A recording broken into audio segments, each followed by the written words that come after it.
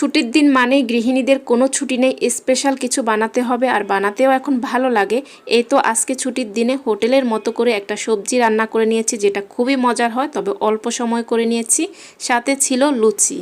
এই তো সকালে উঠে এখানে বিভিন্ন ধরনের সবজি বাসায় যা ছিল সব কিছু কেটে ধুয়ে এই পাতিলে নিয়েছি। তারপরে এক মুঠ পরিমাণ মশারির ডাল দিয়েছি, পরিমাণ মতো লবণ, কাঁচামরিচ, পেঁয়াজ দিয়ে এখন চুলায় বসিয়ে চুলাটা কমিয়ে সেদ্ধ হতে বসিয়ে দিয়েছি।